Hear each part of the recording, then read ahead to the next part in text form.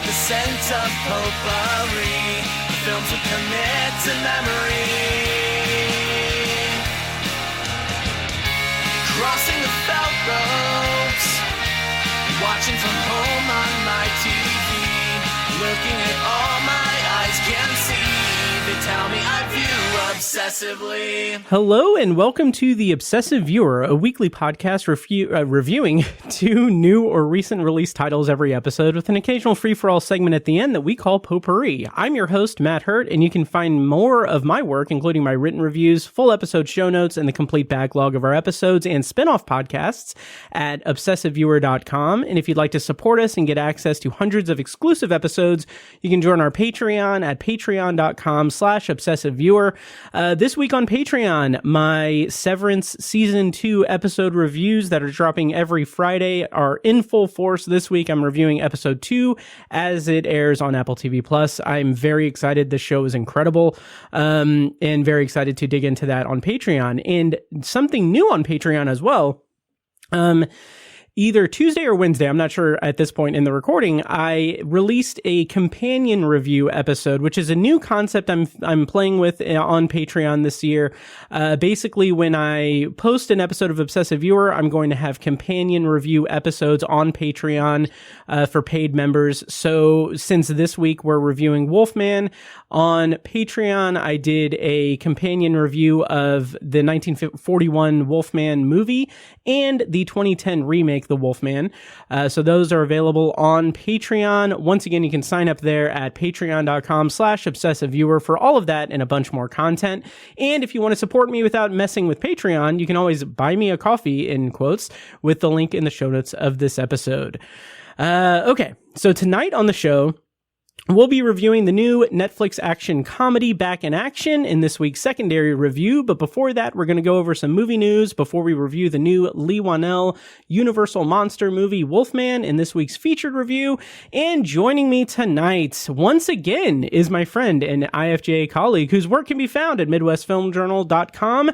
And he can be followed on Letterboxd at the handle of RageCage79, Cage with a K. It's Nick Rogers. Welcome back to the show, Nick. How is it going this evening? It's going pretty well, Matt. Glad to be here for a second time this year. Yes. First time recording this year because the previous one was way in the past, 2024. It was, which is a whole president ago. Yes, it is. Which we don't have to talk about that, but nope. Especially because I have vowed to make Obsessive Viewer my safe space for the next 4 years. So, but yeah, and it was funny because we recorded that episode, at the end of 2024. And then like in the episode, like I had mentioned like, oh, the movies are being released on January 17th. And then, right. And then they didn't. They were like released on the 7th or something, like on the 10th. And I was like, wait. One of them still hasn't really expanded. I don't think September 5 has really even expanded. But yeah, our thoughts on it stand as they were uttered then and as they would be heard now. Yes. And our thoughts and prayers are with the movie as it rolls out. Right. I really hope people see it. I enjoyed that quite a bit. So. Meanwhile, Better Man had like one of the most catastrophic wide release box office returns in history, which is sad. It is sad. It is because we both liked the movie. You more than I, yeah. But I kept seeing a trend on TikTok where basically it was so great. It was just like people like lip syncing the whole like for the next 2 hours your ass is mine, and then switching over to just the most like banal like pop music from him. Yes. Like it does not match that tone. And I got a huge kick out of that. So So check out the previous episode that Nick was on a couple of weeks ago, and watch the movies when you can. Absolutely, whenever they're made available to you, I guess. Oh yeah.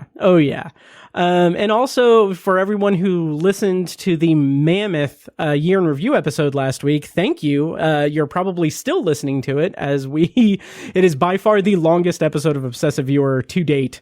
So I was very proud of that, and I'm very pleased that people are willing to spend half a day with us, basically.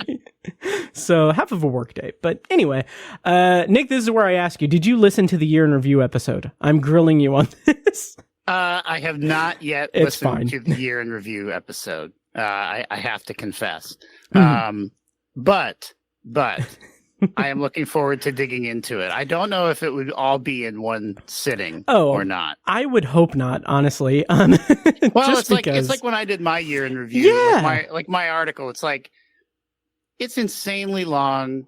It's a lot of sections. I mean, look, if somebody wanted to read it from front to back, all in one sitting, God bless them. But it's not intended for that. I mean, right. For me, it's intended, to, get a piece here, a piece there, come back to it. If you're absolutely at decision paralysis for something to watch, like, oh, hey, there were 70 movies included in this list somewhere, which one of them sounds good to me, that kind of thing. So, exactly. But yeah, it's that in that way, Matt, we make our Years in Review living documents. They're not merely top 10 lists. So exactly. we are shrewd about how we do it. Yes, absolutely. Absolutely. And I'm proud of us for putting in the work for that. And I did peruse your write-up. Very good stuff. Obviously, all the stuff you do is gold anyway. So, well, thank you. That's very kind of you. Thank you. Yeah. And speaking of gold at Midwest Film Journal, recently you have reviewed Back in Action, which we'll talk about tonight, and Grand Theft Hamlet and last year's Hard Truths. Grand Theft Hamlet, I did not catch it. Like, to be honest, I didn't. I don't think I've received the email for it, but like I wasn't aware of what it was, and then I started seeing it promoted on like social media, and like, this is definitely my type of thing. Like, how was it? Oh, yeah. Oh, I thought Grand Theft Hamlet was great. So for people who don't know, it's a documentary that is about two UK actors who, during, I think it's the third COVID lockdown in their nation, stumble upon in Grand Theft Auto Online this like rural abandoned amphitheater, and one of them like hops up on the stage in the game and just recites a line from Hamlet. And they get the idea, what if we did Hamlet inside Grand Theft Auto? God, that's really interesting. And not with people in their avatars playing the characters, but also having an audience in the game, so avatars like joining them as they go around, to different, different planes, different vehicles, different things, but then also live streaming. So it's a really funny documentary, because you can imagine the obvious ways that the usual problems of rehearsing a play are compounded when you have random people running up with, RPGs that they're firing at everyone and blowing them up. For them to respawn, far away from their rehearsal space. But it's also kind of like a strangely moving expression of how, they just kind of got this band of misfits together. And even some of the people who assisted in some way who weren't actors, like they used it as a way to kind of express something that was meaningful to them.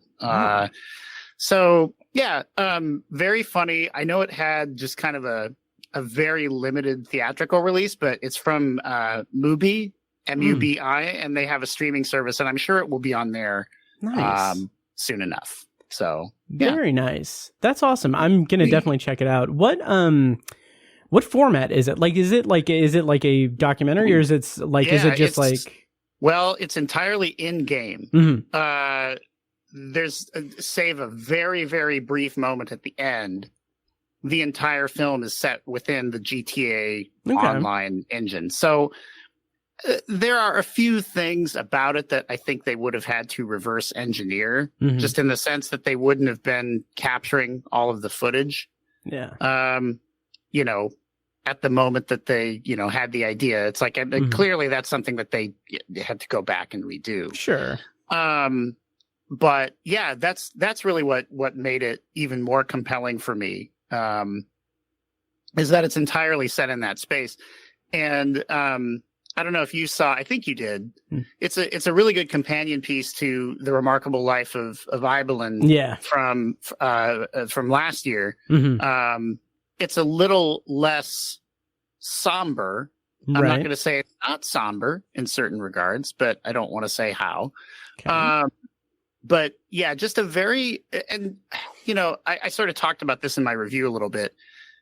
For me, Grand Theft Auto was like PlayStation 2. Mm-hmm. And this will probably make some of your listeners shake their heads like, who is this person? I mean, the PlayStation 2 was really the last system that I bought for like recreational gaming. I mean, we had a Wii for a while. That was more like social gaming. We had the little step up thing for exercising. I mean, the Wii sort of crossed a few, boundaries in life rather than just gaming. So, to me, I think what is interesting about this movie and The Remarkable Life of Ibelin too was that just the communities that have cropped up in these games and the ways that the real world anxieties and concerns and friendships and joys have crossed into these games as well. So, to see that, for me, who knows Vice City, very well from the PS2 days, expressing itself, in this, otherwise ostensibly, open environment, violent game. It was just really interesting. It was kind of a nice start to the year as far as documentaries go. Nice. So yeah, was very, very enthused about that. Very cool. And of course, you can check out Nick's review of Grand Theft Hamlet on Midwest Film Journal. I'll put a link in the show notes, of course, so you can check that out. But I'm very eager to check it out, especially because I really loved the Remarkable Life of Ibelin from last year. So yeah, I said it once, and I was like, I said Ibelin. It's probably Ibelin, and then I did it again, and I was like, God. I was not going to call attention to it, as you are the guest, so you can say whatever you can. You can mispronounce anything. Well, given what the movie's about, I feel even worse mispronouncing it. So all due apologies if the filmmakers of The Remarkable Life of Ibelin hear this episode. I did get 1 out of 3, and I apologize. There you go. You are absolved. It's fine. Okay. But we're going to talk about some news here in a second, but I do want to just give a quick rundown of things playing this week in Indianapolis, or playing here in Indianapolis in some theaters. Alamo Drafthouse, which is the new Alamo Drafthouse on Lafayette Road, they have kind of opened up some more of their special screenings for the next couple of months. Next week on January 29th, they're going to show To Kill a Mockingbird, and then January 31st, they're showing the original Candyman. And then throughout February, they have a bunch of Eddie Murphy movies. One, February 6th is going to be Coming to America. They're also going to have, the Golden Child. Golden Child. Wow, that's a deeper cut if you're culling a month full of Eddie Murphy movies, I guess. Yeah. I don't remember what date that is, but it is going to be in February. And then also they're going to have a Scott Pilgrim versus the World movie party screening on February 12th. And then elsewhere in Indy at the Can on January 29th, they're having a screening and conversation of the documentary Food Insecure, a documentary that hits home. That's on January 29th. And then they're also going to be showing on February 1st Hook. And of course, on February 2nd, they're going to be showing Groundhog Day. And they also have an all-day pass available for Groundhog Day screenings for the whole day. So that's pretty awesome. That's a cool idea. Yep. Yeah. Yep. And then kind of rounding out really quick rapid fire, Keystone Art on Tuesday, January 28th is going to be showing Driving Miss Daisy. And on February 4th, they're going to be showing The Lost Weekend from 1945. And finally, Flicks Brewhouse on the 26th is going to be showing Singin' in the Rain. And January 28th, they're going to be showing Dirty Dancing. And February 1st, they're going to be showing one of my favorite comedies. February 1st, they're showing Clueless. I love that movie. So, 30 years old this year. Yes, Matt. That is, I'll lean into it. It's fine. It's good. Yeah. I'm going to be writing about that later, nice. Closer to the time that it opened. for the Class of series. Very nice. So, I can't wait to read that. I just on a whim just rewatched it a couple of weeks ago, and it holds up so well. It's such a great comedy. I love it. So that is all of the stuff going on in indie coming up, and now we do have one piece of news that's a bit somber. Nick, do you want to talk about the passing of legendary director David Lynch at the age of 78 this week? Yeah.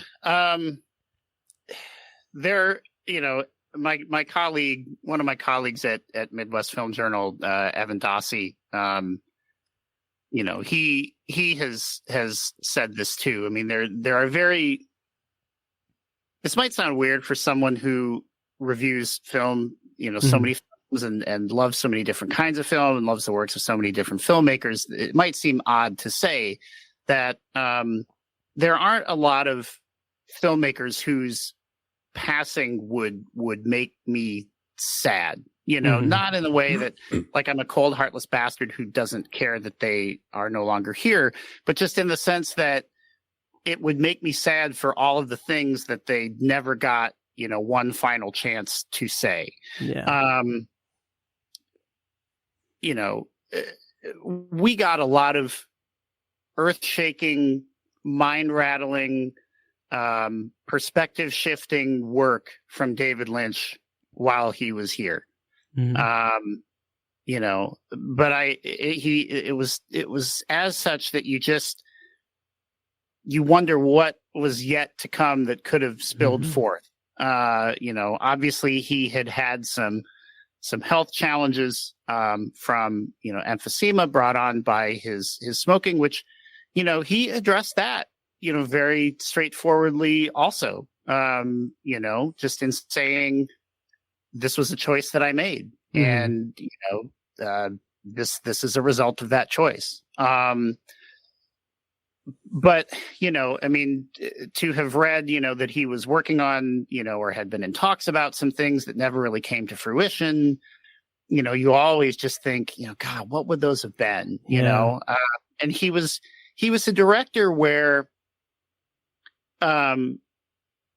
you never really knew what you were going to get, and not even just in terms of a story or a plot, but a medium itself. I mean, he did film, he did music, he did painting, he did, he did shorts that are basically just kind of mixed media, collage in a lot of ways. I mean, so, the thing that jumped out for me, when he passed was the most recent film of his that I watched was one that I hadn't seen for a really long time, or when I hadn't seen it all, and has been out for a really long time, was The Straight Story. Okay.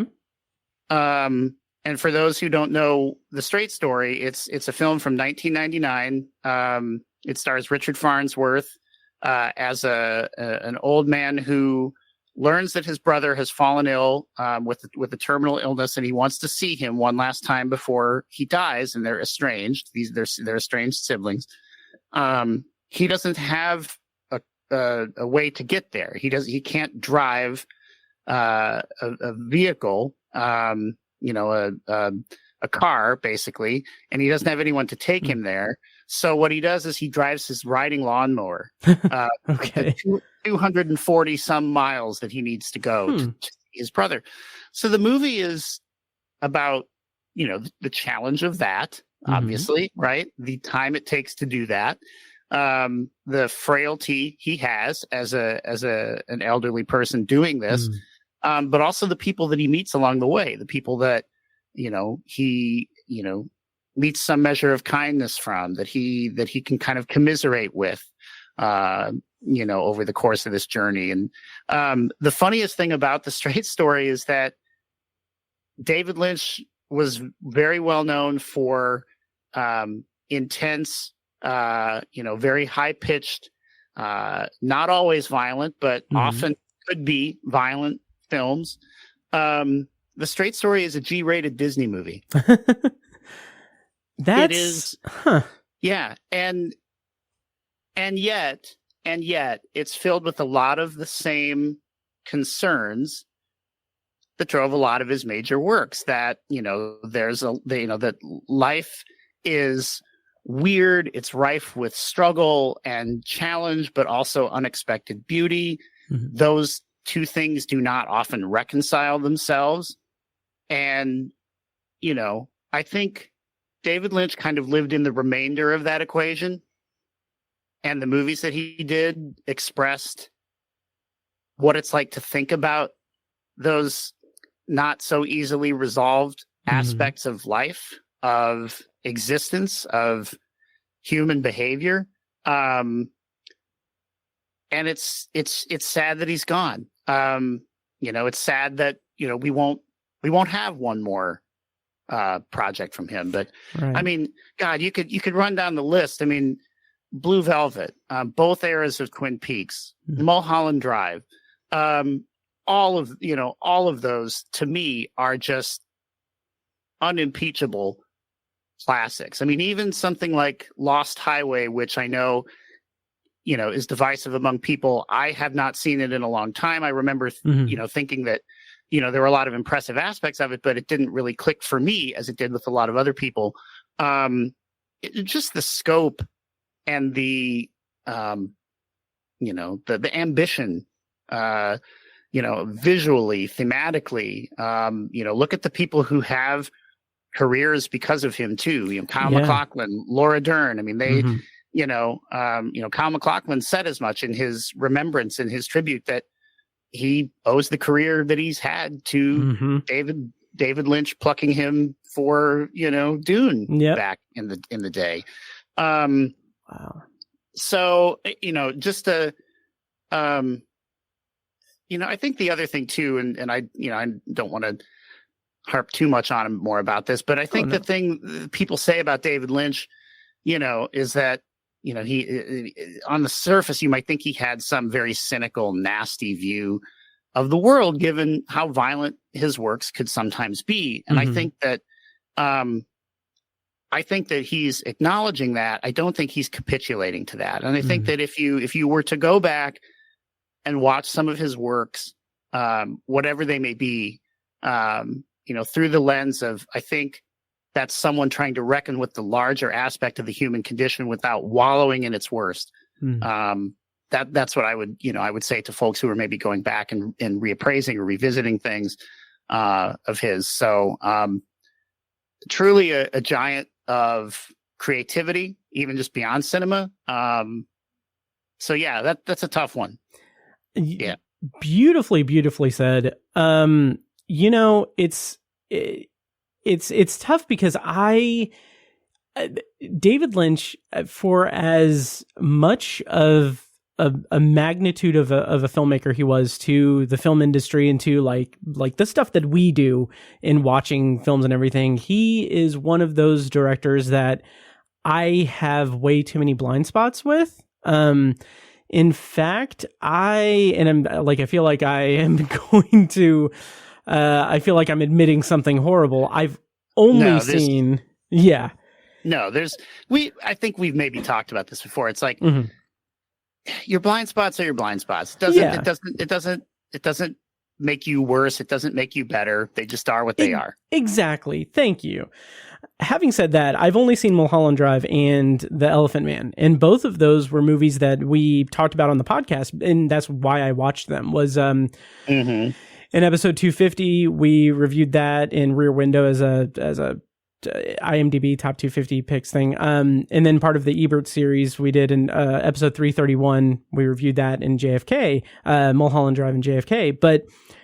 It's funny because I believe that I saw Mulholland Drive when I was a teenager for the first time. Like, that was when I first saw it. And I think it was one of those things where it was like my frontal lobe hasn't been developed enough to really understand what's being shown to me right now. Sure. And I gained a new appreciation for it when I watched it again. And then I remember really liking The Elephant Man. And I just haven't seen anything else from him, but I'm looking forward to filling those gaps in remembrance of David Lynch.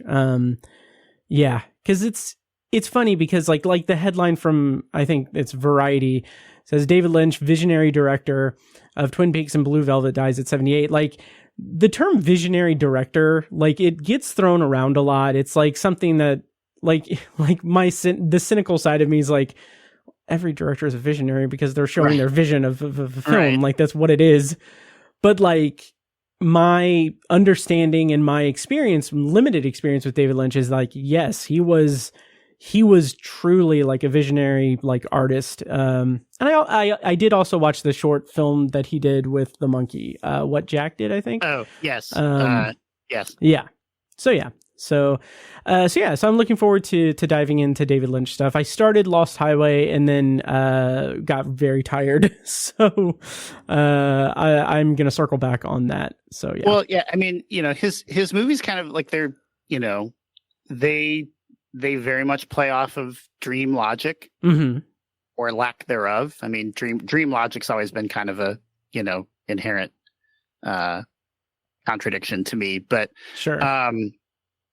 They do have that, that feel, like just kind of that otherworldly feel, so if you start them too late after a long day, there's no, there's no shame in that either, to feel sleepy during them. I mean, I'll leave it on my end with one more thing that I saw, I cannot remember who said this. I believe it was on Twitter. Somebody said, David Lynch. So you see a lot of times other films described as Lynchian, right?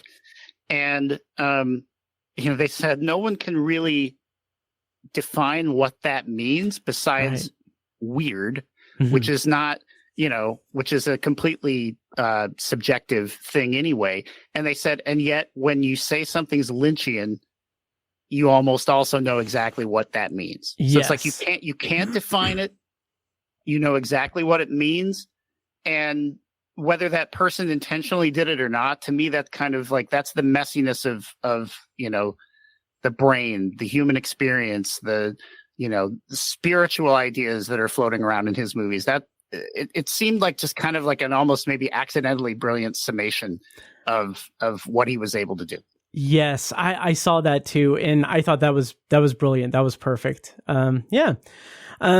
Final thing on David Lynch. I'm going to leave it on this question to you as okay. For me, as someone who has only seen very limited amount of his work, if I hypothetically, if I could only watch one David Lynch thing, that's not Mulholland Drive or The Elephant Man, what would you say I should prioritize as the one thing I should watch?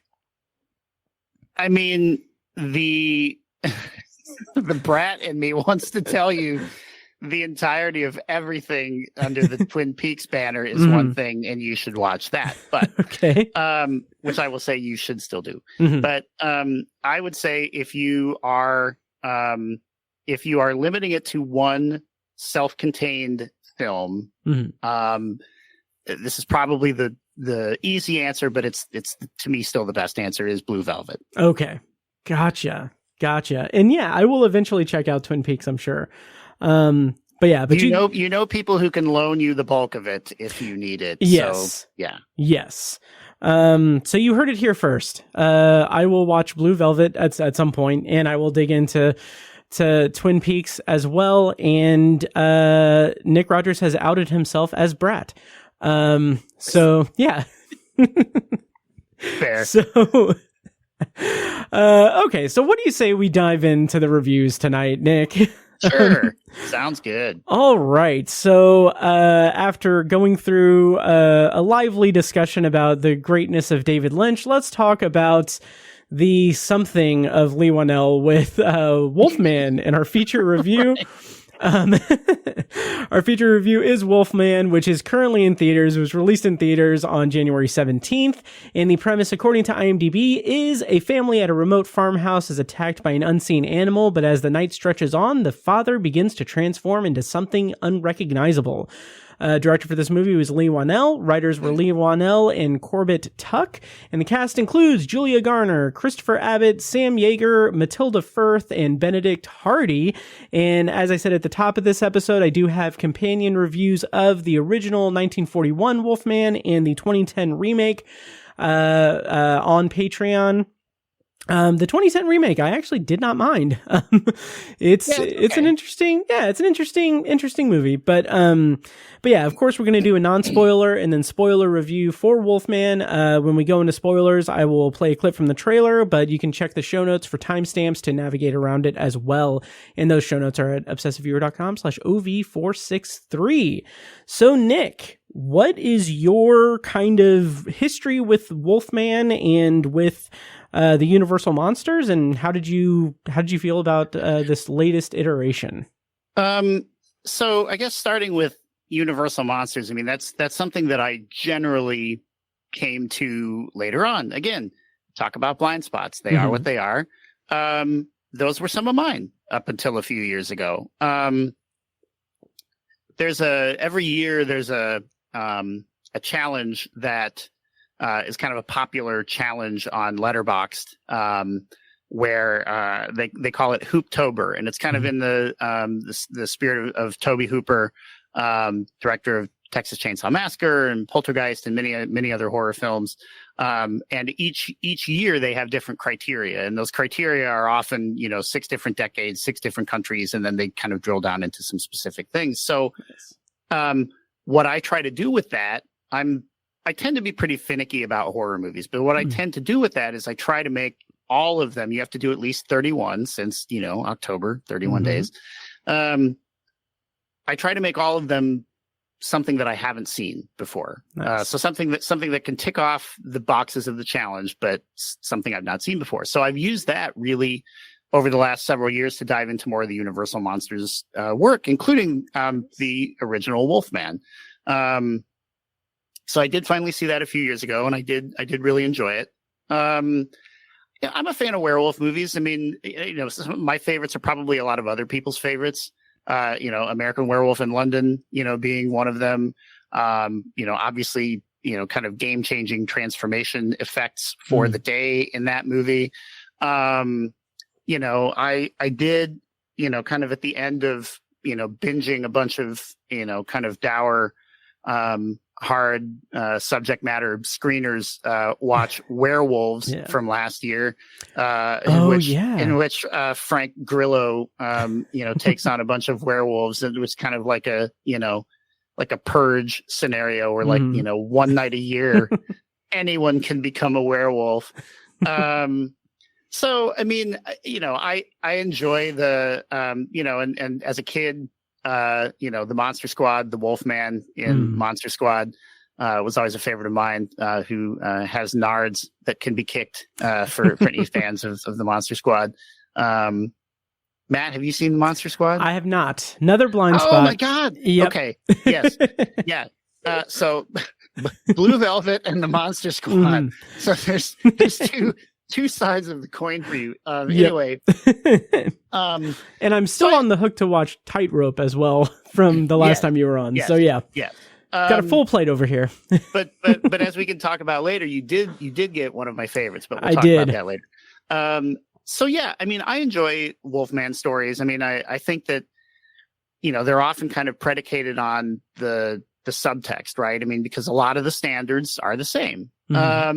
And so that's where I was excited specifically for this new version, because Leigh Whannell did what I thought was a very good update of The Invisible Man that just happened to open right before the COVID-19 pandemic swept through and just kind of obliterated anything cultural at the time out of anyone's mind, but which I think holds up really well as a contemporary spin on a classic story. So I was really excited to see what he would do with this. I will say, having seen it, that I still really would recommend The Invisible Man. That we can jump into it more. That is a ringing endorsement for Wolfman. Yeah. Yeah. It's funny. I have dabbled with the Universal Monsters stuff. And when I watched the original The Wolfman for the companion review on Patreon, that was my first time seeing that movie. And it was one of those experiences where I was kind of just like, I was like, yeah, it's fine. But as I kind of thought more about it and talked more about it to the Void for Patreon, I was like, am I talking myself into like a 4-star rating rather than a 3.5? Because there's a lot of like really good, like, subtext about like the good and evil that resides within man, and how like it's a metaphor for unleashing like evil and everything, and like the beast within, and and like I really loved how it was like explaining away Larry Talbot's like his whole like thing about being like a werewolf is like, it's explaining it away as like a mental disorder, like something like he's just imagining it, and like like that was very compelling and good. And given that The Invisible Man from 2020 was so interesting as a modern take because it dealt with things like consent and things like abusive relationships and like gaslighting and all of these different, like, I don't want to say hot button issues today, but like it was a very current, like up to date version of The Invisible Man. I was really hoping that Wolfman would follow in that trend and do like some stuff about like have any kind of subtext about like reflecting about like, you know, it's all right there, like toxic masculinity, masculine, like fatherhood, parenthood, like all of these things could have been done in a very profound way. And they really didn't do anything.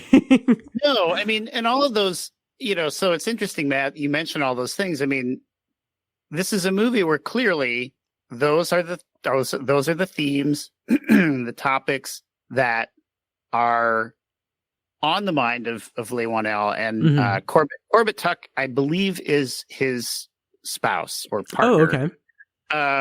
I believe that's the case. Clearly on the mind of them writing this together. And, you know, as you said, I think really fertile ground for, you know, a contemporized version of this tale.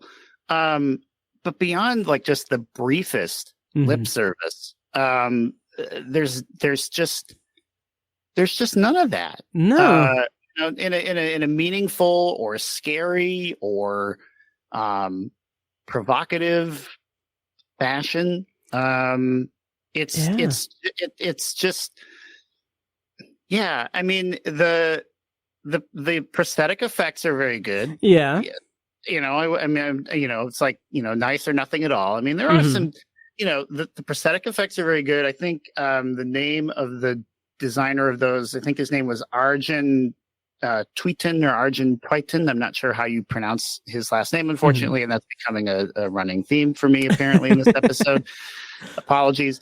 And I thought that, you know, Christopher Abbott, who portrays, you know, the person who winds up underneath a lot of those prosthetics, I thought did as much as was possible given that and the screenplay for a performance. Because it's easy to get lost beneath those things, you know, or to swap them out altogether in favor of digital effects, which, you know, I did appreciate, at least for a time, that this movie forgoes that, you know, for the sake of some more, you know, prosthetic, you know, body horror kind of approach, you know, to things. Yeah.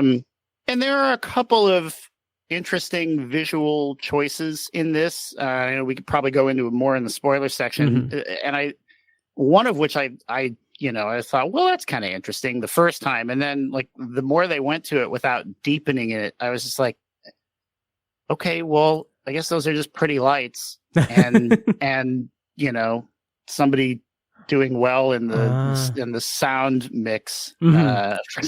Yes. Yes. Like that. We can go into that in spoilers, but like, it feels like that is representative of the movie as a whole. Like, it introduces some interesting things, whether it be visual effects or whether it be like sound design, like you mentioned, or just subtext about like the story being told or anything. And then it just doesn't do anything with it. Like, one of the main like things with the characterization in the movie is this like sort of troubled marriage, kind of on the rocks, but like the central performances from Julia Garner and Christopher Abbott, it's about like their characters having different relationships with their daughter, played by Matilda Firth, Ginger. And like, I was interested in that as a concept, as an idea, where like, yeah, he's much more bonded to her than his wife is to her, and like that's an interesting thing to explore. But then they give Julia Garner next to nothing in this movie.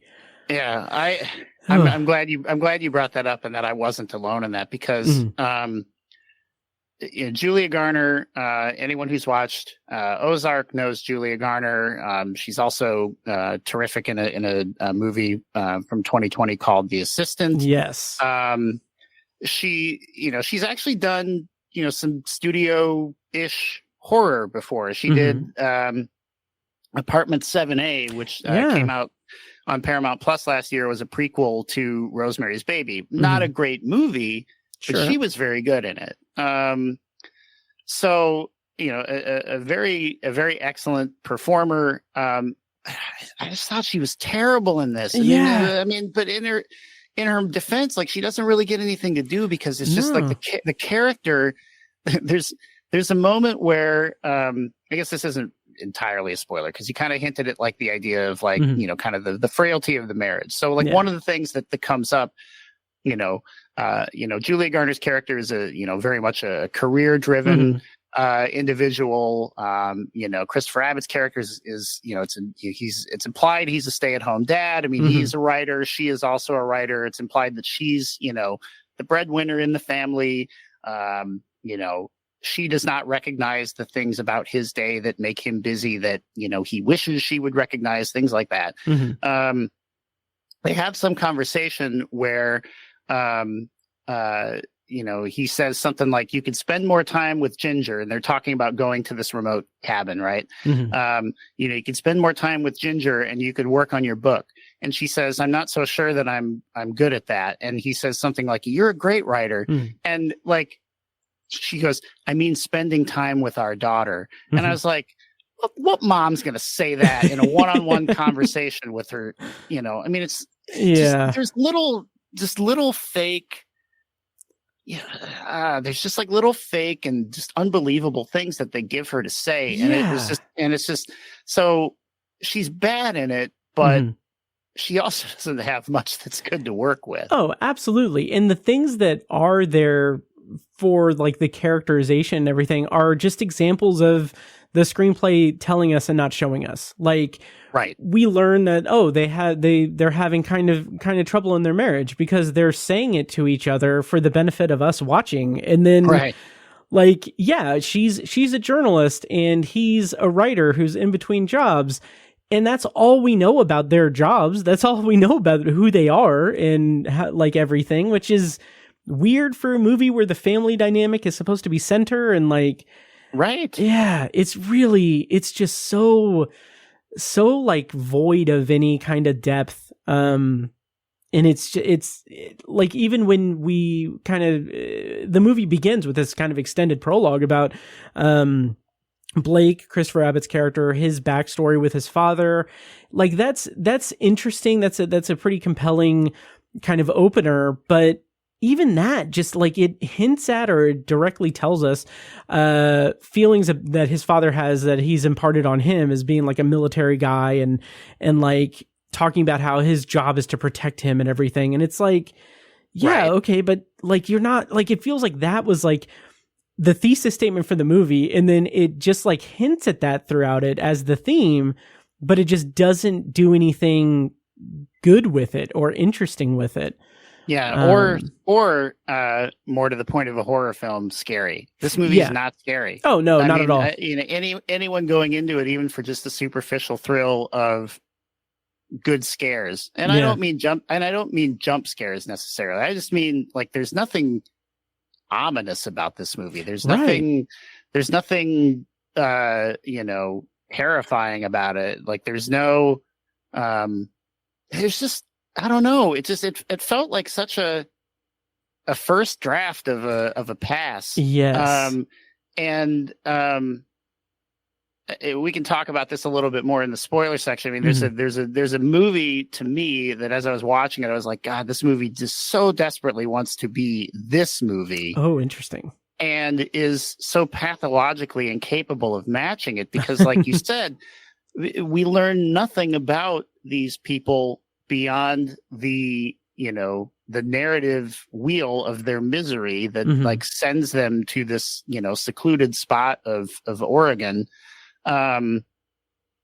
Which also has like no power at times. And I was thinking like, how is she going to work from there as is suggested? Right. Like when they got there and as they're like, exploring the house, I was like, yeah, she was sold a bill of goods anyway, even if this hadn't turned into a wolf story, a werewolf story, like she'd been sold a bill of goods. But these are like the things that you wouldn't think about if the movie was actually scary or engaging. So exactly. And I'm trying to look up because I feel like, okay. And I understand that this is the Blumhouse model anyway. So like, I understand this, but like The Invisible Man made a buttload.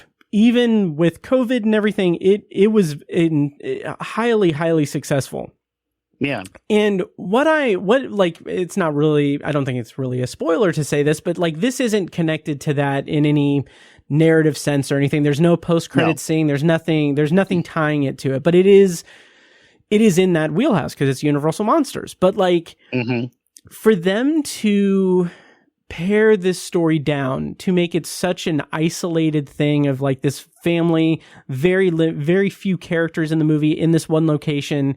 Like, I understand that that's the Blumhouse model. That's how they that's how they can pump out these works and everything with limited budgets. But like, if you're not filling it with compelling characters and compelling storylines for the characters, like there's a sequence, which if we circle back to it in spoilers, we can, but, there's a sequence where I was like, is this just edited poorly, or are we supposed to think that, this is like a vision that's been had or something? Cause it's like very weird. It's very weird. And it doesn't, if it is going for that Lynchian thing, it doesn't sell that at all. Cause it's just like, is this just like we're seeing these characters and then the next shot, they're sound asleep in the living room. Like, what is happening? Like, it's not communicating. Yeah. I mean, this movie is filled with instances of, obviously that's part and parcel of the genre, right? It's like, people making stupid decisions that get them killed is a cornerstone of horror movies. So that doesn't bother me. But this movie is just filled with, just bizarre choices. Yeah. Like bizarre narrative choices. Like you said, I mean, you have to create some tension within a confined space if that's what you're going to do with a horror movie. And there's plenty of horror movies that do that expertly. I mean, this is just not one of them. I mean,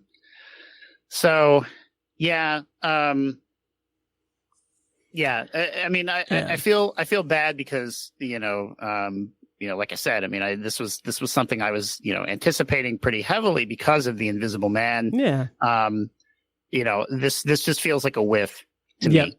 Same. Same a really anonymous, shapeless whiff that like just kind of thrown on the pile of, other crummy January horror movies. Yeah. And it's so, I think that it coming out in the shadow of Nosferatu is also a big thing. Cause like Nosferatu does that really great, like bringing subtext to text, like being like overtly exploring the kind of sexual side of like vampirism and that type of horror, did it expertly well. And then we get this just coming out in the shadow of it, like, oh, this is not even trying to be anywhere near. Yeah, I mean, and I liked Nosferatu, the most recent version of Nosferatu. I didn't probably like it as much as you or some other colleagues did, but yeah, I mean, like that movie's also at least got dread in it. It's atmospheric, it's scary, it's it's got Bill Skarsgård like doing something that you could pick 100 actors that might be doing that when you first see him and not pick him. It's got something in addition to all the subtext that you mentioned. So yeah, I mean, that's a great comparison, is that, hot on the heels of, not technically another Universal monster, but a monster that is similar to a Universal monster in a film also funded by a parent company, Universal. Yep. It's like the Sony Pictures universe of non-Spider-Man, right? Whatever they called it. Yeah. But it's just such a whiff. Such a whiff. Oh yeah, and shout out to our friends over at Odd Trilogies. They just did their Odd Trilogy of the Spider-Man universe on Sony. But we can go into spoilers here in just a second. But I did want to kind of leave with this. In the non-spoiler section, I mentioned that I watched the 2010 Wolfman, and like here's the thing, I like in the Patreon thing, I think I mistakenly referred to it as the Dark Universe, but I think that it technically started afterwards. I think Wolfman was trying to start it, but it didn't go. I think technically the first Dark Universe, I think was the Mummy. But Dracula Untold was also kind of like their crack at it, which is an incredibly stupid Dracula movie with Luke Evans. Yeah. Very, very bad. I never bothered with it, but the thing that I kind of found myself thinking about with the 2010 Wolfman was that the idea of it, like the idea of a shared universe of these Universal monsters, specifically one in which it takes place in like Victorian era, like England, that could be so interesting to see now. If someone would do it and do it earnestly and take it seriously and really explore that as like a shared universe, but I don't know if that'll ever happen. Well, if you want to see those characters team up, Matt, I have a 1987 movie for you called The Monster Squad. Nice. Yep, I will definitely check that out. Yeah. it's not earnest. It's very silly, but anyway. I'll take what I can get, man. I'll take what I can get. Final thoughts and non-spoilers on the Wolfman or on Wolfman. Anything before we go into spoilers? I mean, yeah, this is just, again, you hate to compare it to another movie, but this is just, it's not shrewd, it's not sleek, it's not scary, it's not, it's just not entertaining. It was almost like it's just like a dirge from the start, and to a degree that it just feels comical. Like within like 10 minutes, it feels like Jesus, this movie is like, are they gonna have any fun with right this? Yeah. Oh my God. Yeah. Let's go into spoilers. I ended up rating it 2 stars on Letterboxd. You can follow me at Obsessive Viewer, of course, on Letterboxd. Nick, what did you rate it on Letterboxd? Same thing, 2. Nice. Be a 2 out of 5 for me. Yeah. Nice. All right. Well, you can follow Nick at RageCage79 on Letterboxd, Cage with a K. And let's go into spoilers for Wolfman. I'm going to play a clip from the trailer. When we come back, we're going to be spoiling Wolfman. If you want to skip the spoiler section, check the show notes for timestamps at obsessiveviewer.com/OV463. Here we go. Clip from the trailer. Hello? Can anyone hear me? Hello? We were in an accident. Daddy, are we gonna die? No, it's my job to protect you. And we were attacked. I think my husband was infected. Mike.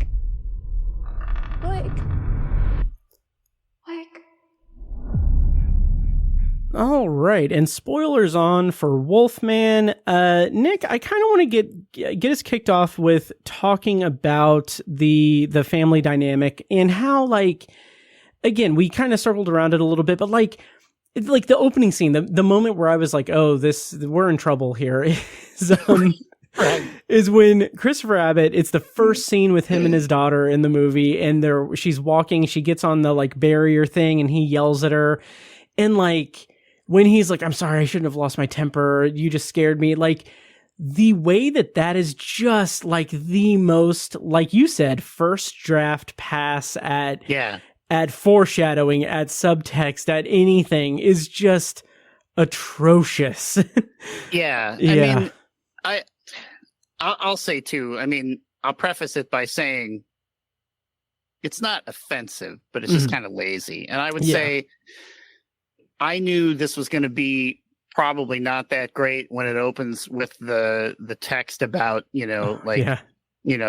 the indigenous people called it. And I'm like, oh my God, are we doing this? Like it's 2025. Are we doing this? Yeah. Because you're not going to engage with it as a cultural story in any way. You're not, I was just like, come on. Yeah.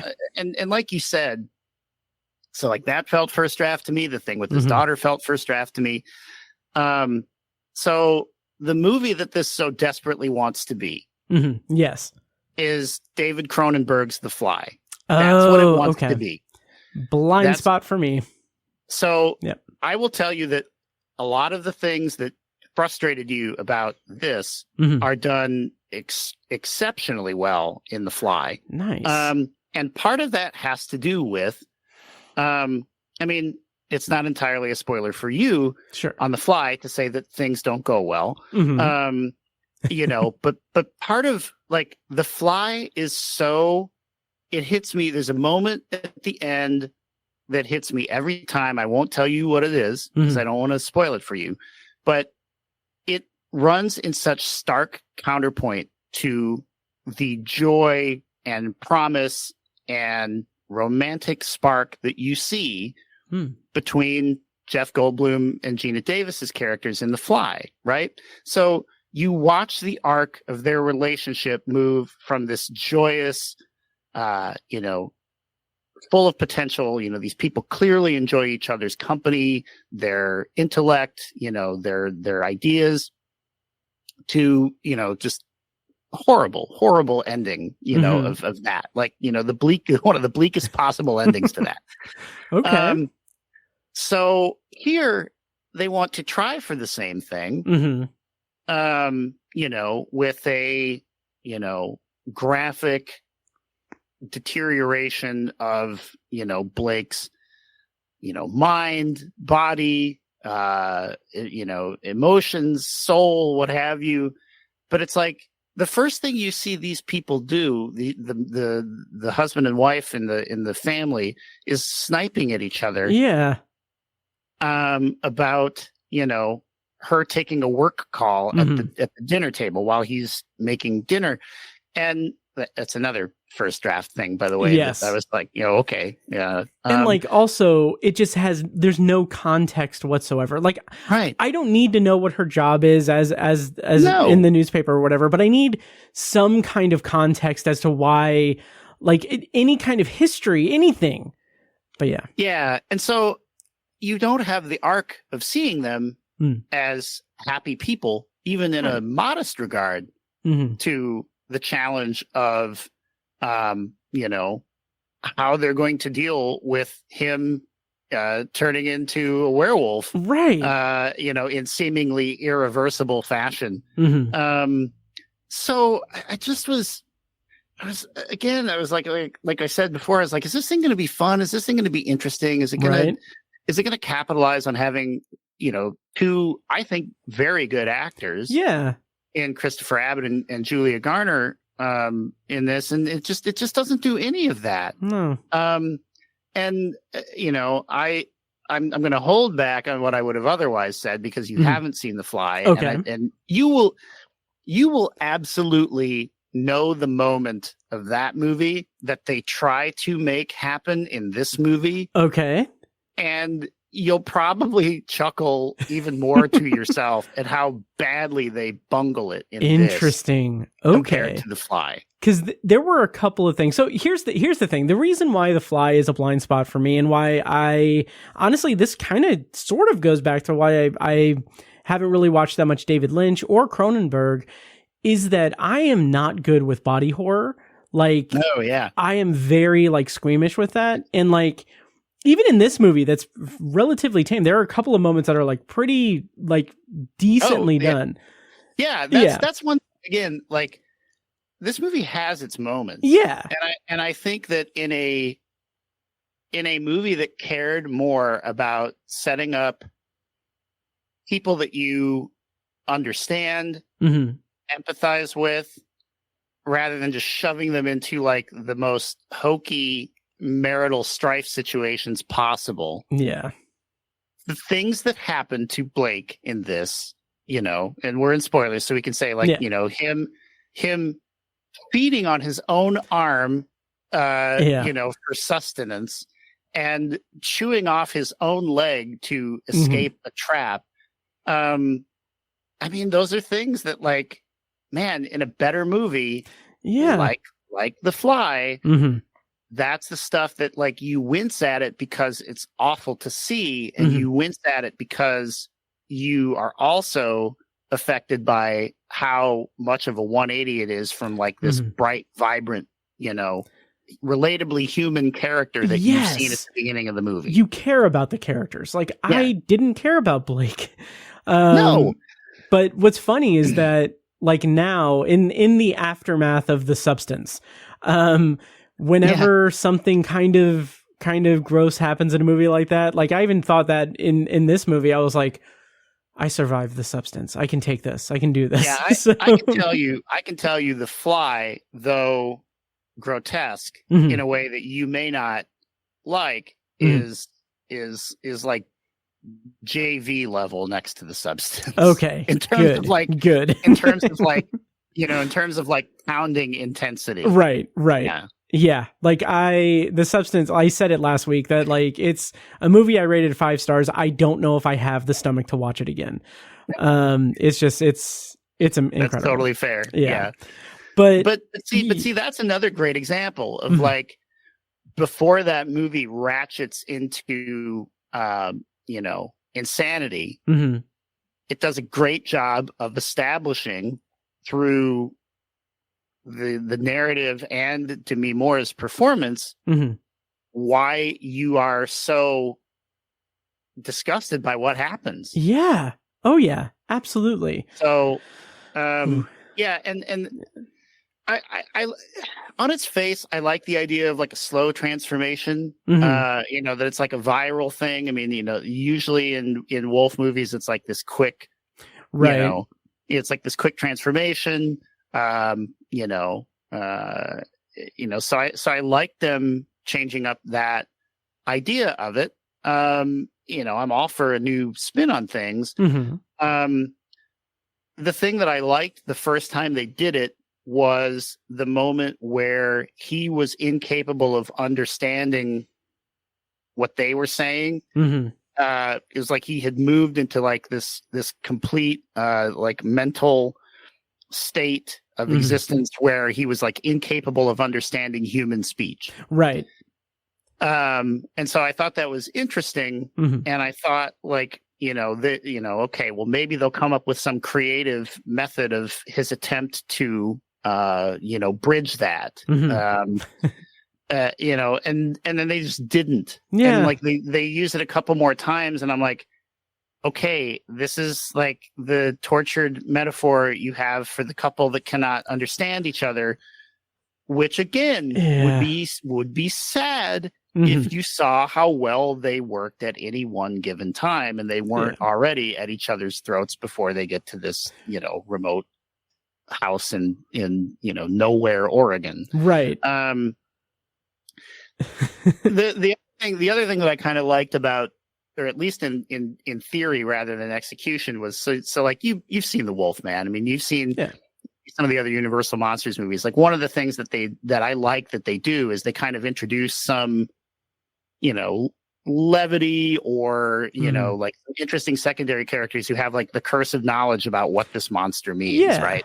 And they kind of do that with the old childhood friend of his that he doesn't recognize, and that, you know, his wife is freaked out by, you know, who like offers to like help them get to the house, and then of course ends up, you know, making a really weird decision to what was that?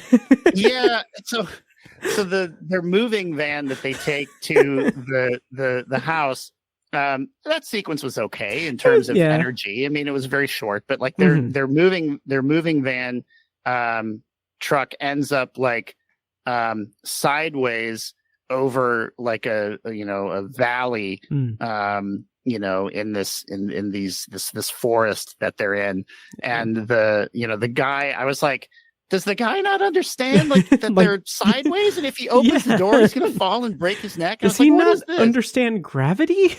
Yeah, I was like, what's going on? Yeah, here? It's really it was really bothersome to me because it is a bonehead thing to do, which, like you said before, that's part and parcel with horror movies. But like, this guy has survived. Okay, that's the other thing. It's like this guy has survived while there's, you know, like a series of wolfmen running around, you know, for 30 years or whatever, you know, or 25 years or whatever it was. It's like, maybe don't open the door. Right. Like, it's just such Climb a weird the other thing. way. Yeah. And like a couple of things that I did appreciate just as like little nods in the movie is like the truck. It says like the tagline of the company was getting a move on since 1941, which I thought that's a nice like tag to the original movie. And then also the bear trap thing, I really liked how that did double duty in terms of being an interesting kind of callback to the original Wolfman, because there's a bear trap involved there, and of course a nod to Saw, which I thought was kind of an interesting thing there. But yeah, that sequence with the moving van is solid. And the body horror that comes later is pretty good. But yeah, like even that extended prologue with the father, and like when they show the tattoo that says Lovell, I was like, oh, okay. So like that's like, I gave the movie too much credit, thinking like, oh, that's just further showing that like he's a hard ass like military guy and everything. But no, it's just so we would recognize that it's him when he kills him at the end. Right. Yeah. That it's Wolfman father versus Wolfman son. Yeah. And then even after that, even after Wolfman father is killed, like we get the very just like insulting dialogue that Julia Garner is unfortunately tasked with having, that where she is explaining to her daughter the backstory of her grandfather and like their relationship. I was like, why are we learning about this now, being told to us? Why not have that be part of the story? Like, what are you doing? Yeah. And you had mentioned, I mean, like this movie is just, no one would be sleeping in the manner that this family seems supernaturally able to sleep, while one of them is, you know, breaking out in, you know, pus and, you know, pissing his pants. Yes, and bleeding profusely from all orifices. Yes. You know, unable to speak. You know, I mean, I get that they're in the middle of nowhere and they can't just go to the hospital, but like, but there's just like, there's no adrenaline. No, like, your adrenaline as, I mean, and that's just the movies like that too. It's just like this lifeless thing that, like, you know, it's like the meme with the stick. It's like, okay, do it, you know, do something, right? And like, that scene where he's barricading the door, that's what I was alluding to in the non-spoiler, is that he's barricading the door, and then he looks over and sees Julia Garner at the end of the hallway, and he says something to her and she says nothing, and then he sees Ginger right next to him in like in the doorway of the adjacent room, and she says nothing to him as he's talking to her. And like, I now that I'm saying it out loud, is that because he can't? No, because they weren't speaking at all. Like, I was thinking, like, is this a fantasy that he's having? Is this like a dream sequence? And then the next scene, the next cut is them laying on the couch fast asleep. And I'm just like, what was that supposed to be? Like, cause I'm not on the same page as this movie, apparently. Yeah. The only other thing, so this was another thing that I enjoyed about it, was with the sound effect where, like, you think it's like, you know, a wolf man like crawling around on the roof of the house or like pounding and trying to get in, and Christopher Abbott's like, what the hell is going on? And he traces like the source of the sound, and it's a tiny spider crawling up the wall, and he can hear it in his head, like it's, you know, like it's inside his head. I thought that was cool, and I was like, I loved that, honestly. I wish they'd have leaned more into the madness of what that felt like for him. And I think that if they had done that, it would have made the ending tragic in the way that they wanted, you know, which is, and that was the other thing. It's like, you know, the little girl's like, you know, he wants this to be over. And I'm like, there wasn't even enough between them where like I bought like the father-daughter bond where like she was intuitive enough to understand what this, you know, creature that had just been trying to, you know, kill her. And, you know, it just makes so many leaps to, you know, to a convenient conclusion that it's just completely disengaged and it's just a mess. Yeah. Oh yeah. And as far as like the family stuff and everything, like all of it feels like, especially since it's a very isolated movie, and like single location family dynamic, all that stuff, it like feels like they're just aping what wolfing, like what A Quiet Place was, the first A Quiet Place movie. And like that did a lot of these same things a lot better than this. And like, it's just, like you said, it's you didn't say these words, but it's just a turd. Yeah. I mean, you know, which is a bummer. I mean, it's like, you know, maybe Leigh Whannell has something else up his sleeve, you know, maybe outside of the Universal Monsters purview, but, you know, just an unfortunate step back from what made, you know, his previous foray into that just so fresh and interesting. Yeah, absolutely. Absolutely. So yeah, I don't really have much else to say about Wolfman. I don't recommend it. Like, it's as I said to you, who would have thought that of these two movies, the one with the more interesting parental subtext would be Back in Action? I literally could not have imagined that at all. So much so I probably should have just swapped to the feature review and secondary review placement. Yeah, but you couldn't have known. You couldn't have known. Yeah. Oh, well. But yeah, that's our review of Wolfman. Once again, it's in theaters. Can't recommend it. We both rated it 2 stars. Do you want to go ahead and go into our secondary review of the evening, Nick? Sure. Before we do that, I want to take a quick moment to remind you that if you like the show, please take a moment to follow us on social media and subscribe to and rate the show on Apple Podcasts, Spotify, YouTube Music, or whatever your preferred podcast app is. And don't forget to subscribe, to the Obsessive Viewer Podcast YouTube channel as well, where I think I might post more videos and stuff here soon, so we'll see. And if you're interested in starting a podcast of your own, you can go to Libsyn and use promo code OBSESS. When you sign up for a new account, you'll get up to 2 months free, depending on when you sign up, and we'll get a commission on it as well. More details on that in the show notes of this episode. And now back to our show. Tell me I view obsessively. And we are back with a secondary review of Back in Action. I'm going to play a clip from the trailer because I don't think we're going to do a spoiler section for this. So I'm going to play a clip from the trailer and then we'll go into Back in Action. Wait, did you see what we just saw? Did you see what we just did? 15 years ago, me and your mom were non-official cover operatives for the CIA. But we went off the grid to start a family. Can you beat up all the dads in my school? I could beat them all up, just not at the same time. All right. And so Back in Action is available on Netflix. It was released on Netflix on January 17th. The premise, according to IMDb, is former CIA spies Emily and Matt are pulled back into espionage after their secret identities are exposed.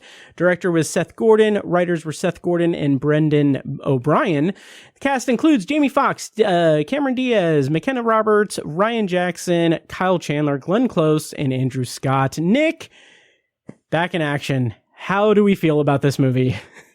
Surprisingly good. Yes, right? I had so much fun with this. Yeah. So, I mean, look, Netflix is like any other studio, right? They've got their share of solid to great outings in a given year. They've got their run of unwatchable stuff. Yeah. Here's the thing about Back in Action. The title, boring. Yeah. The premise, done a million times. Yes. The movie it reminded me of was actually another Netflix movie in the sense that it was stupid title, premise done a million times, big name actors, was The Adam Project. Oh, yeah. Okay. So that one was a time travel movie with, Ryan Reynolds, Mark Ruffalo, Jennifer Garner. Just the premise was just it's time travel. So it's been done 2 million times rather than a million times. But it was a movie that was like unexpectedly thoughtful about the things that time travel lets you do and does not let you do, for who you are as a person, right? Less about the narrative mechanics of it. And it was more about, these are the things that you're going to have to go through. So I liked that subtext to it. So getting around to Back in Action, I mean, it's True Lies with more kids. It's Spy Kids with more parents. It's Mr. and Mrs. Smith without them trying to kill each other or really any of the sexual tension, right? Right. So you've seen this movie, many, many times, but the subtext here that I liked about it was, so Jamie Foxx and Cameron Diaz play this, and I think this is a smart decision. They play this as parents first, a married couple second, and spies a very almost distant third. Yes. And so one of the premises of this is that, the kids aren't left behind. The kids are part of the mission that they, find themselves on to, extricate themselves from the unexpected trouble they find themselves in. There's a doohickey in this that is, like a key that everybody wants. And it's like, okay, we see what it does. It's like, who cares? Nobody cares about this thing. Yep. What it could do, outside of the movie. But anyway, the kids are along. That won't surprise anyone to hear that the kids at some point get in trouble. Right. They're taken. They're used as leverage. That won't surprise anybody. They have to go to a black tie gala to find the kids because that's where the person who has taken the kids is at. Now you hear black tie gala, you think Jamie Foxx, Cameron Diaz, right? Gifted comedic performers, gifted dramatic performers, good looking people, which this movie does emphasize, right? Early on, it emphasizes. You think, okay, black tie, there's going to be some like joke about like, oh, we still got it. We look good. They say that it's a black tie gala. And the next thing you see is them hauling ass, running, to this gala in their black tie ensemble. Like, and they are panicked. Like the look on their face is panic. There's no joke about how good they look. There's nobody says to them like, oh, you look fetching, there's none of that. It's a point where like their kids are in danger. They know that they need to save them first.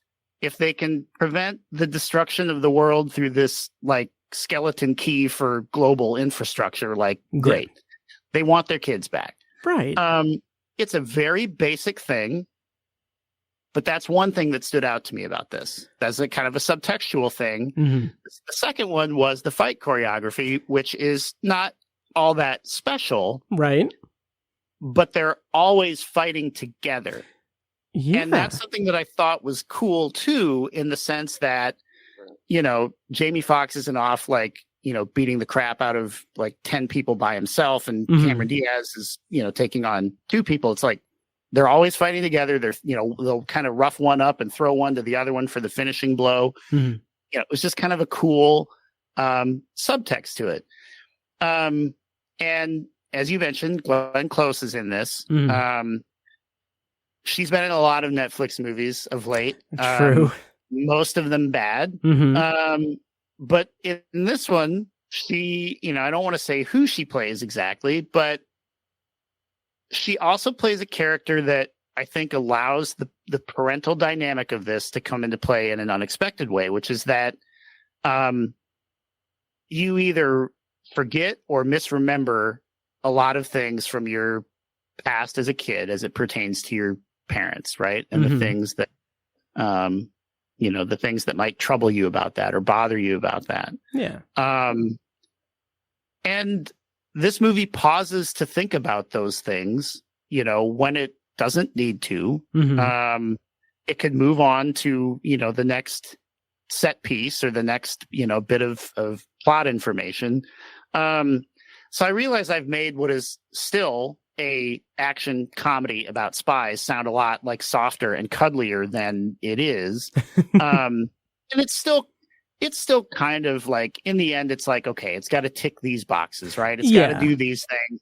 It's got to have a completely unimaginative action sequence on a boat, you know, to close things out. It doesn't let Jamie Foxx and Cameron Diaz maybe be as funny as they could, you know, in something where they had a little more latitude to cut loose. But I was just like, I like that I'm thinking about these things in the context of an idea that I've seen umpteen times. Absolutely. And so for that reason alone, I was like, yeah, this is good stuff, Netflix. Well done. Yeah. You know, it could have just been dopey nothingness. And I thought they actually had, you know, kind of an interesting movie about parenting and family and, you know, other stuff you wouldn't expect from this. Same here. Like granted, like it was a default. I ended up rating it 3.5 stars. It was a default 3 stars because the character Jamie Foxx is playing a character named Matt, so that's automatically 3 stars. But but yeah, it's really interesting that like it does. I love the way that you described it. That they're like parents first. They're basically spies third. I love that because that shines through so well in the movie. But like you said as well, this is such a tired premise. Like I am so tired of like super spies masquerading as suburbanite people. Like I understand that, yes, this is just like appealing to, like, this is a good way to appeal to mass audiences. Like, oh yeah, you know, you live like you're a suburban parent. Like, you know, what if you were a spy? Like, I understand the appeal of it, but it's been done to death so many times. And that's why I was so excited to be excited about this movie. Yeah. Even though the plot, like, so many things in this plot, like, are telegraphed so hard. Like, I could have paused it after the 15-20 minute mark and mapped out the rest of the movie and been right on the money. But I still had a lot of fun with it because like the choreography was solid. There was a lot of really interesting action sequences, like the chase scene through the suburban neighborhoods and stuff was really interesting and really cool. And like they play with that kind of normal life, suburban kind of aesthetic without really calling too much attention to it. I mean, obviously they're driving through lawns and backyards and everything, but like even when they are at the gas station or the petrol station, they're like, they use the items around them that people use in everyday life to fight off the attackers. And it's just like little things like that I was really charmed by it. And it was a lot of fun to just sit back and enjoy the ride with it. Yeah. I'm glad that you mentioned the like the car chase through their suburban neighborhood. Mm-hmm. There's like a couple very brief shots of it that make me think that Seth Gordon, who directed and co-wrote it, is also a fan, like me, of Bad Boys 2. Oh, yeah. Because the way that the composition of the shot is and the destruction that you're seeing is very much like a similar car chase in Bad Boys 2. Nice. So I did appreciate that as well. The other thing is, there's, like you said, you could map out the plot if you had paused it after 15 minutes and been correct. There's a lot of good, there's good performers in this. One of them that, is very clearly not what the movie wants you to think he is Andrew Scott, who has played who the movie wants you to think he is in plenty of other movies, which is why they cast him. Oh, yeah. But one of the things that I kind of liked about him was, so if people don't know Andrew Scott, or are confusing him with Adam Scott, right? Two very different performers. Andrew Scott was Moriarty in the most recent Sherlock with Benedict Cumberbatch. Yeah. He was also bad guy in Spectre. And he's very much played like this type of character that they want you to think he's the bad guy. I guess kind of spoiler alert, he's not the bad guy. Right. But I like that so his character like kind of has this torch for Cameron Diaz's character because they reveal that they went on one date, however many years ago. And Andrew Scott kind of brings like this kind of weird little, like still very British, but like Kip Dynamite energy to this. Like this kind of dorky, Napoleon's brother. Kip, yes. And I was like, he didn't have to do that. Right. But like he either decided to do it or somebody said like, hey, can you be like a little dweeby? Like not like super cool, or villainous, like, so there's just little touches like that. That I really liked about it. Yeah. I think I went 3 out of 5 for this. I mean, I didn't bump it up. I couldn't give it the matte premium. Sure. For obvious reasons. But I was way more entertained by it than I thought. Same here. I have seen plenty of disposable, interchangeable Netflix action movies, stuff like The Mother or Kate, things like that. I wouldn't say this is up there with, Shadow Strays or Six Underground or The Old Guard, stuff that, I think are legitimately good action films. But this is a lot better than I expected. Yeah. And what's also interesting about this movie that I don't think we've touched on is this is the first movie Cameron Diaz has done in 10 years, if not longer. Since The Annie, Counselor, I believe. Oh. Was it Annie? I thought it was Annie. Yeah. So maybe Annie she's or only, The Counselor. I mean, I don't know if Jamie Foxx got her out of retirement, since her last movie, I think, was with him before, she went on hiatus. Yeah. And it was really good seeing her back on screen. Yeah, Annie was her last one. Was it good to see her back in action, Matt? Yes. Right. See, the title is stupid. Yeah, like, it's very so dumb. Many dumb things about this. I mean, like they could have. I like that they're like, yeah, okay, like this movie's not going to be a world beater, like but it's way, way more fun than anything else that you might have expected from the premise and the title, and way more fun than anything else we've reviewed tonight. And like I said, there's more parental subtext in Absolutely. this that's interesting. So like another moment with that, like the kids are like wondering, like they've seen their parents like beating the crap out of people, and they're like, wait a minute, they're like, are we accomplices in this? Like, what are we doing? What's happening? And there's like a goofy, like it might even be in the trailer, but I bet they don't show you the full scene. Like there's a scene where like one of the kids says, "Who are you guys?" Yeah. And they cut to both Jamie Foxx and Cameron Diaz's faces, and they look legitimately like worried. They're like, we're your parents. And then the way they deliver they say, we're your parents. Like the way they deliver the line is just like way more thoughtful. Yes. Than you would expect. Absolutely. So, there's just an inherent, trust, I guess, to have in, maybe these two performers that, that like, maybe they weren't going to like, just completely phone it in. And I will say Jamie Foxx has probably been on the higher side, generally speaking, of like the Netflix industrial complex. He's done a lot of movies with them over the last few years.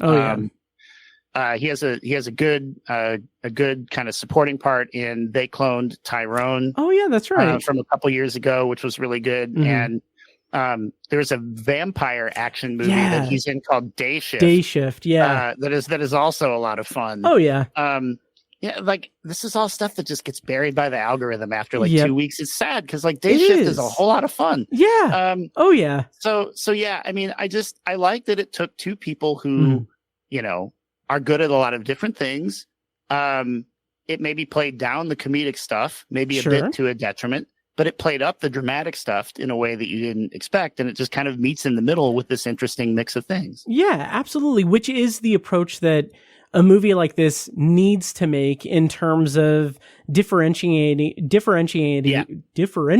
Jesus itself from the plethora of other movies like it. It's really refreshing to see it done with like a little bit more care than you would expect from this. It's not something that's just being churned out.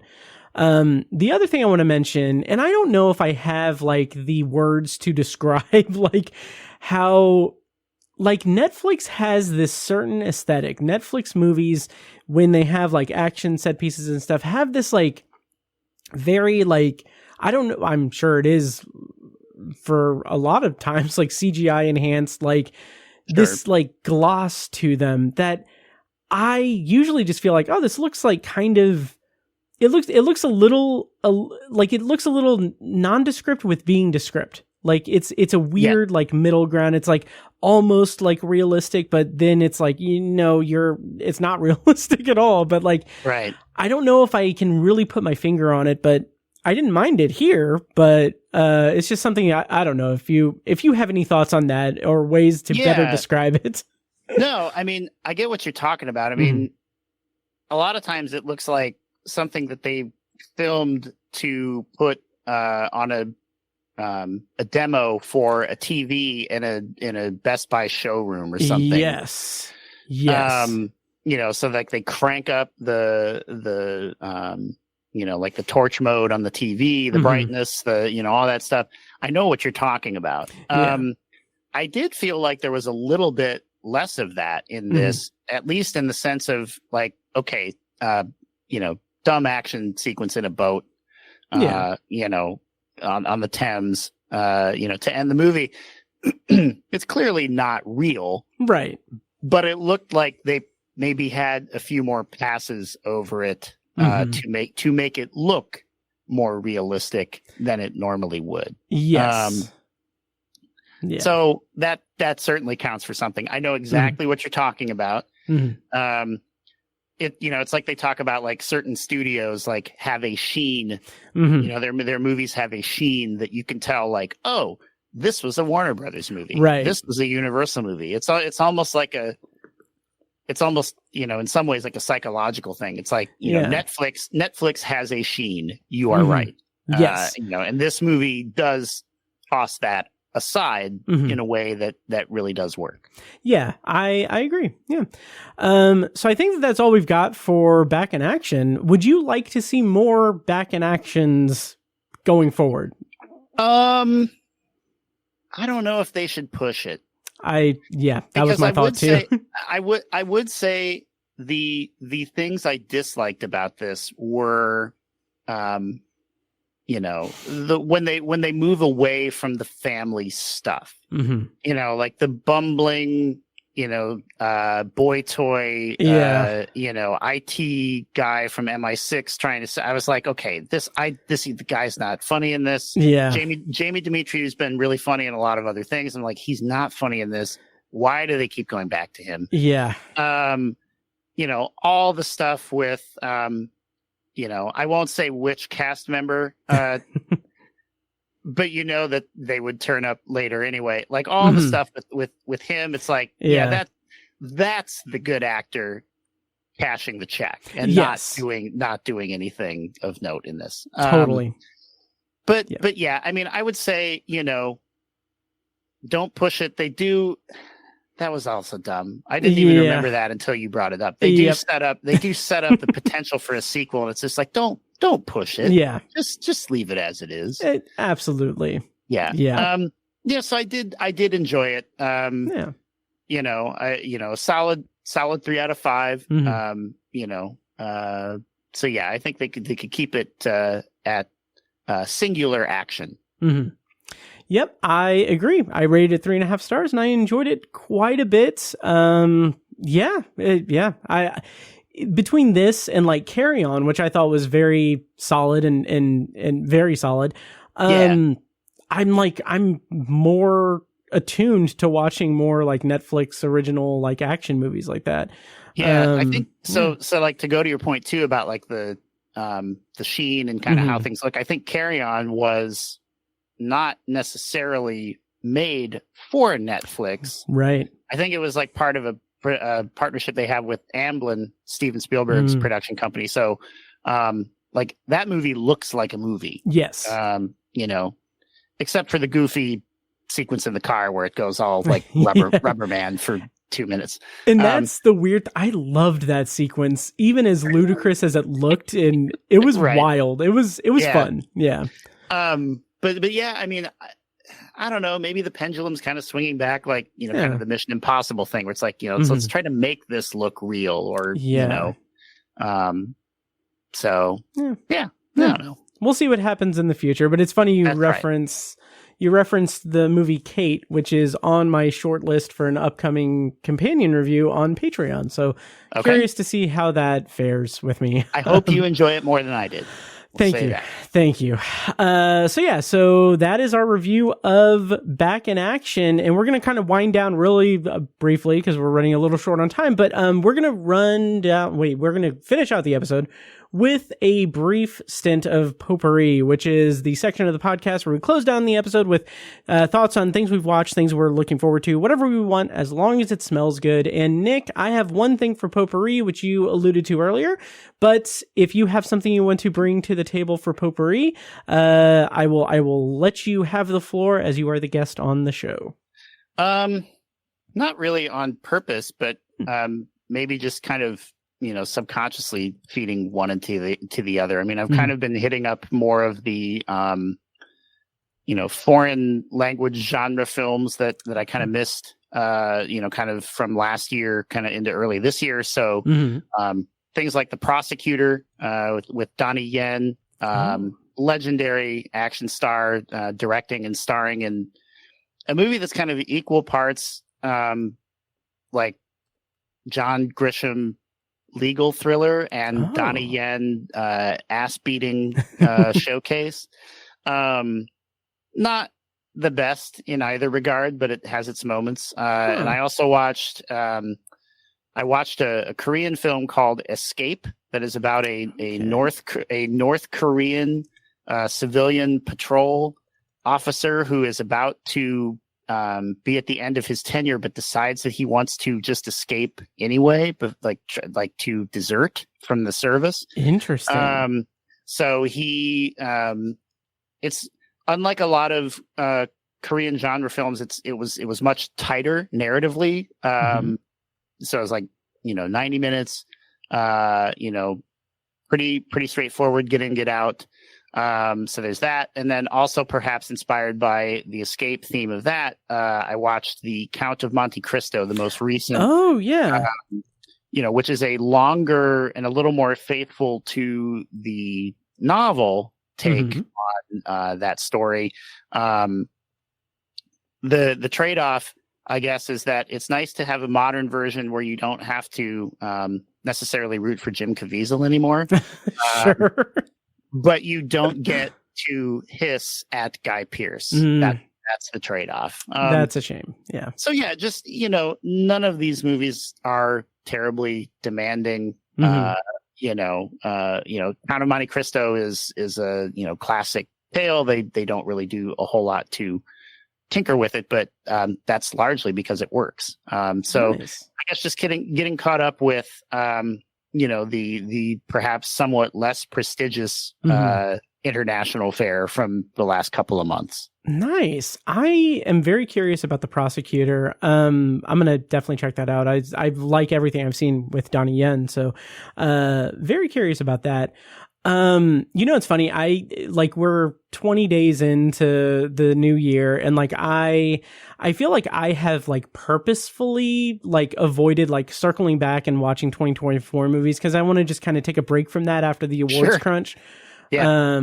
But maybe I'll fill some gaps here shortly. But do you mind if I bring my potpourri to the table? Of course. Yes. Your potpourri smells way better than mine. Yes. So as I mentioned in a couple of weeks ago, I'm bringing back this whole idea where when I have a guest on the show, I kind of want to make time to watch a movie that they've rated 5 stars on Letterboxd. And as it was your turn once again, I decided to watch for the first time Brian De Palma's Carlito's Way, which is a movie that I have never seen. And I just loved it. It's so good. It's incredible. And I kept thinking about it because, as it was going on, I even didn't know what the premise was really. I'd known that it's very popular, and I think I'd gotten it really mixed up with Serpico in a lot of ways. So I kind of thought he's a cop in this or something, but no, he's a reformed gangster that's released from prison, and he basically is the whole movie he's working toward not being drawn back into the game and the life, and it is such an amazing deep dive into that late 90s late 80s early 90s drug fueled decadence and that kind of aura. And I swear to God, okay, there are a couple of things, and it's funny because when we were talking about Grand Theft Hamlet, you referenced Vice City. I also played that game. I loved that game, and for whatever reason, I had forgotten or didn't know how much of Carlito's Way is an influence on that. And of course, I'm mostly talking about Kleinman, the character. Oh, God. Yes. I love everything. I love every single last thing about Carlito's Way. I mean, to me, Brian De Palma has made a lot of other great movies. Don't get me wrong. There's a lot of other ones that I would happily watch. Carlito's Way to me is his masterpiece. I mean, I love it as much now as I did the first time I saw it. And I mean, I saw it in theaters when I was 14, and I was like, oh my God. God, that's awesome. I've watched it umpteen times since. I wrote about it for a class of series. I think it was be 12 years ago now. Whoa, wow, okay. A crime, by the way, that I got to write about it for that series because it was not nominated for any Oscars. So that's one of my self-imposed rules. Also a crime on the Pacino beat, Heat. Heat got nominated for nothing, which is crazy. God. That's nuts. Anyway, but yeah. Yeah. You nailed it, man, with the decadence and the grime and the sweat and the you can like feel like the stickiness of the tables and the floor in that nightclub. Like, it's so good. And Sean Penn, my God, I wrote it in my Letterboxd blurb, but like it was an hour and a half into the movie. I remembered seeing Sean Penn's name in the credits, and I was like, oh, he's gonna like show up like late in the movie, and he's gonna be like a cop or something, and he's gonna try to take down Carlito. And then I just looked to see what his character name was, and I was like, what the fuck? Like, what? Yeah, you've been watching Sean Penn for an hour. To me, mind blowing. That's like Sean Penn in this. From a physical perspective, the transformation, but also just the atypical work is really, to me, akin to Tom Cruise in Tropic Thunder. Like, it's one of those things where it's just like, it's so good. You almost wonder, one, why don't they do it more often? But at the same time, two, you're like, if they did it more often, it wouldn't be as special. And it's just like watching Sean Penn just go off in this is so good. Yes, like I was so just drawn to his character. His arc and everything is wild. It's deranged. It's insane. And like that's an entire movie in itself. But we're in the perspective of Carlito from Al Pacino, who, like I also said this in like the immediate aftermath of watching this movie, like outside of The Godfather and The Godfather Part 2, this might be like my favorite Al Pacino performance. He's great. I mean, he's fantastic in it. It's so good. I'm glad that I want it said, like, I love that you pick a 5-star movie for a guest to watch. I want it said there is no influence. You picked that at random. Right. But I'm glad that you watched it, and I know, like, we've talked about this before. We're both aficionados of The Shield, and I think that what Carlito's Way condenses into one movie is the idea of like the domino effect of terrible decisions will come back to haunt you at the moments that you least expect them. I had that thought about The Shield, and like how like it kind of felt like there were some elements of it that influenced The Shield too. I'm so glad that you brought that up, because it's I think that movie is way more influential on a lot of stuff that people have loved in the 30 plus years ensuing. So I would recommend that to anybody that I thought had the stomach for it's pretty long, R-rated, not terribly pleasant, right? But Brian De Palma movies aren't ever really. I think it's his greatest.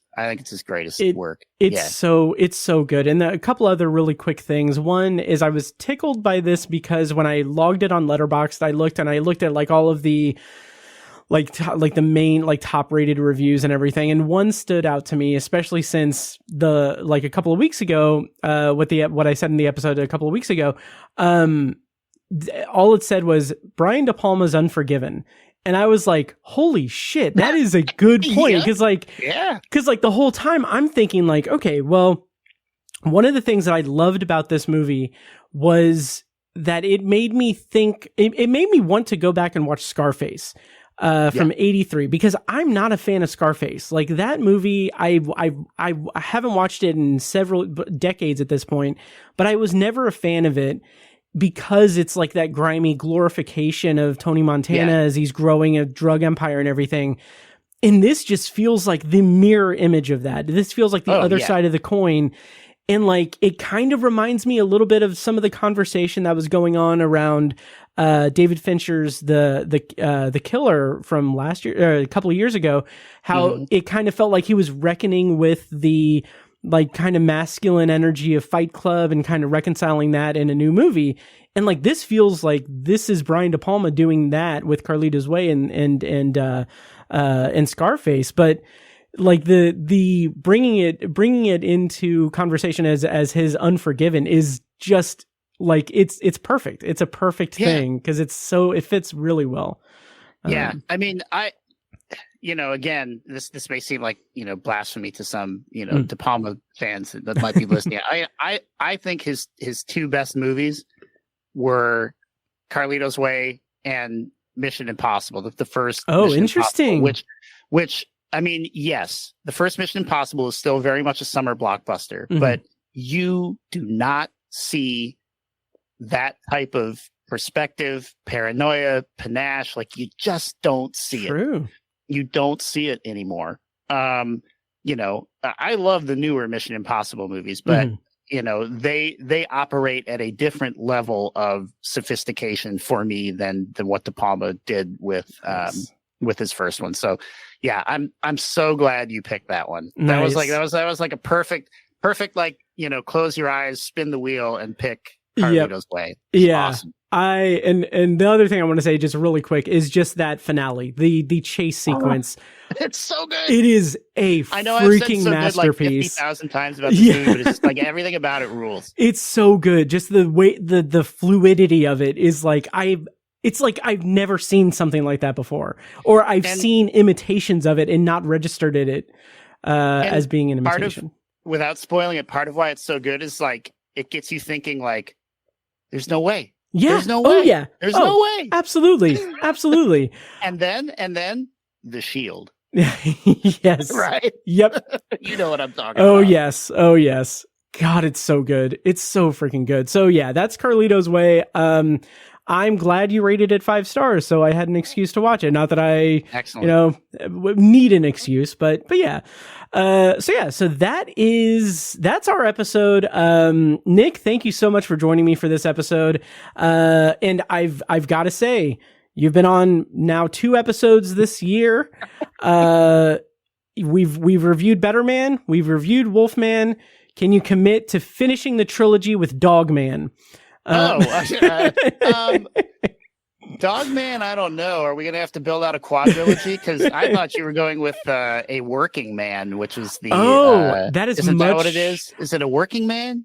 Yes, it is. Jason Statham one? Oh my God, that's so much better. Yeah, like I was saying that jokingly about Dogman because I have no intention of reviewing it on the podcast, but I definitely want you on for a Working Man. Yes. Oh yeah, I'll definitely do a Working Man. Nice. But see, we can keep it a trilogy because it's live action. Dogman is animated, so it would break the streak. Exactly. I like what you're thinking, Matt. Yes. Let's do it. We will leave Dogman to our friends over at Odd Trilogies for them to do that trilogy there. To connect to 2 other animated films in some way. Yes. And analyze them expertly, no doubt. Right. Absolutely.